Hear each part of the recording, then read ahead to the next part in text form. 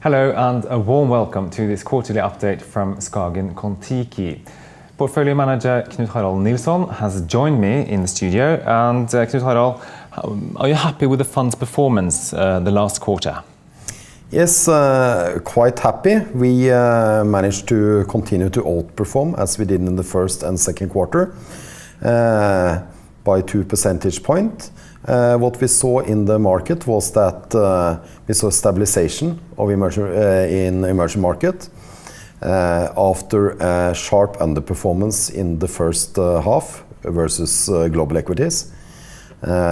We saw that at the latter part of the quarter, we saw actually pick up in relative return.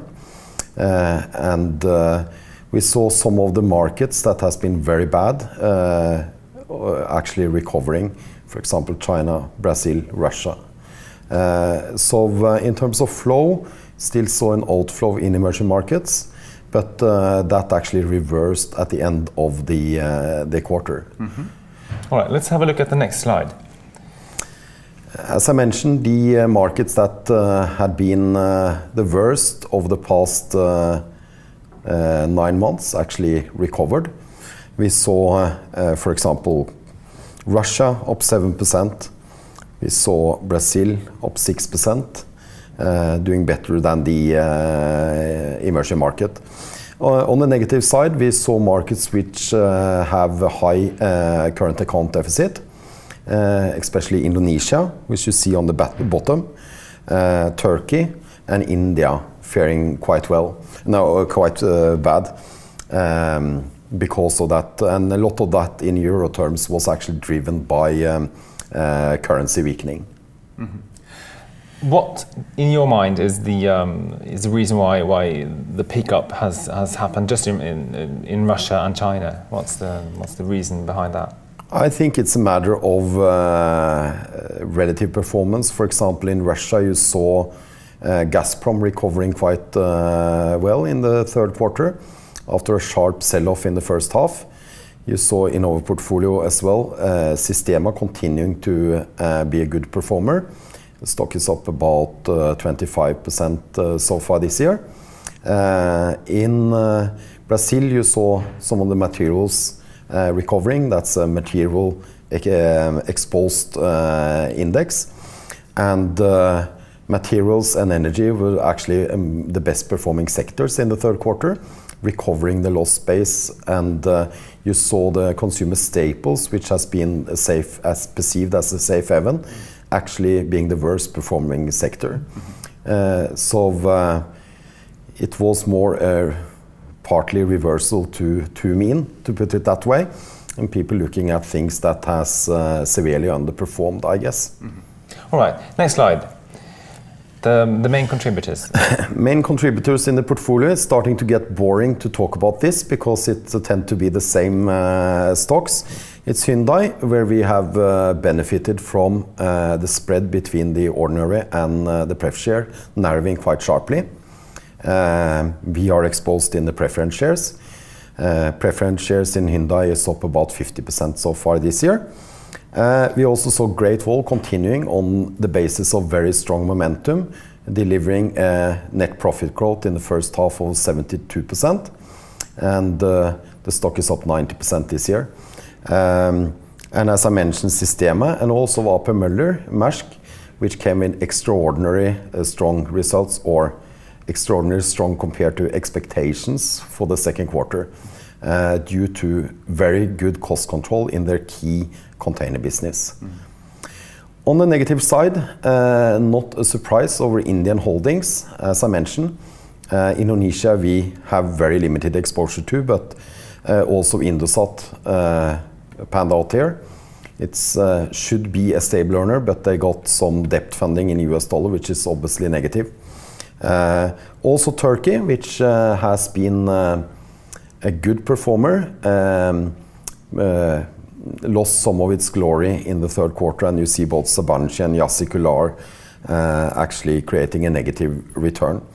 If you look at this chart, what you at least see is that the positive contributors is much bigger than the negative. So that basically created the base for the continuous outperformance in the third quarter.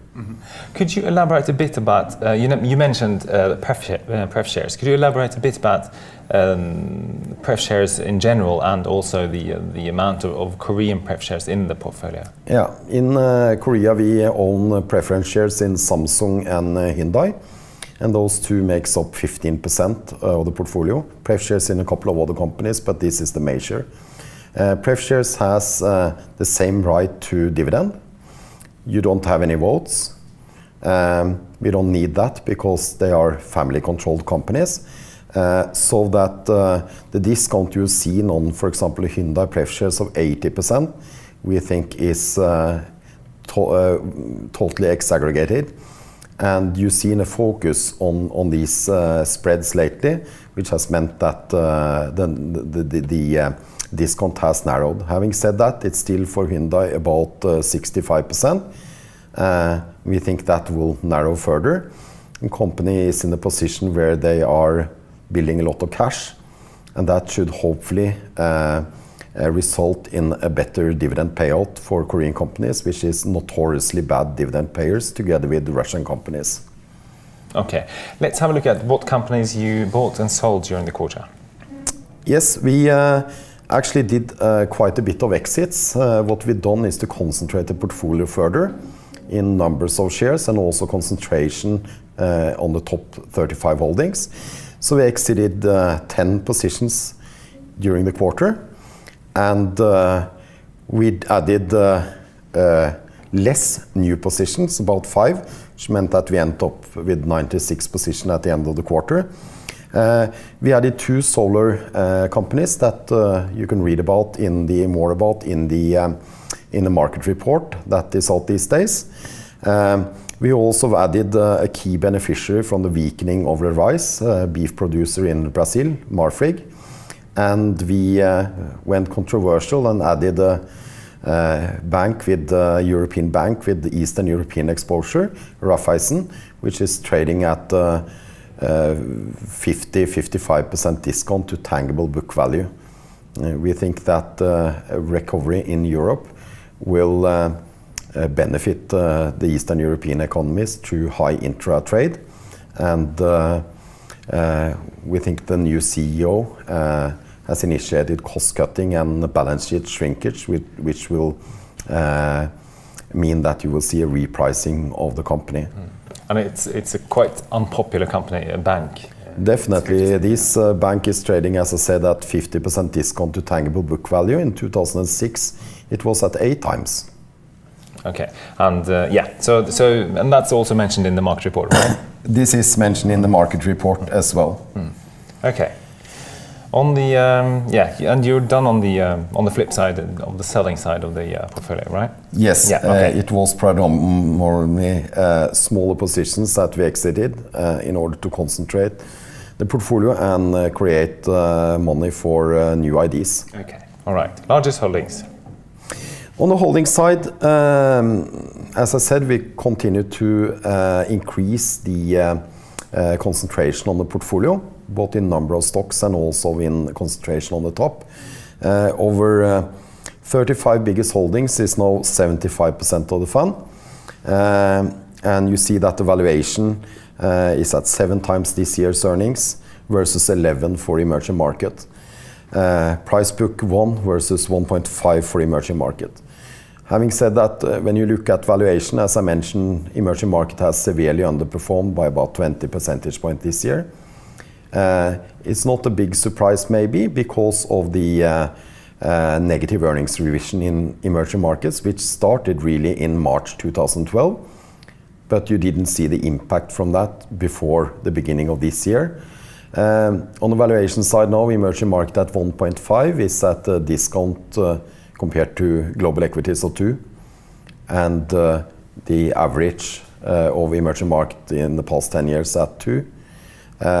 So if this gap should close anytime soon, I'm not sure about, but I think that the relative attractiveness of emerging market has increased. You've seen quite a significant outflow from emerging market funds. It has started to stabilize, And I think that the relative valuation makes it quite interesting. It's not to say that you are without problems in emerging markets. You got current account deficits in certain countries. You got countries that are exposed to raw materials, which has come down slightly, except for the oil price maybe. But we are stock pickers and we look at companies, and when you look at earnings performance among the bigger companies in our portfolio, we're very satisfied this year. Both Hyundai, margin recovery, Samsung delivering very good, Great Wall exceptionally good, and Sistema's underlying assets performing very well. Very well. All right, I think there might be one more slide there. Then we're going into new holdings that you can actually read about in the market report. And if you look at the portfolio as such, we see a weighted upside of 45%.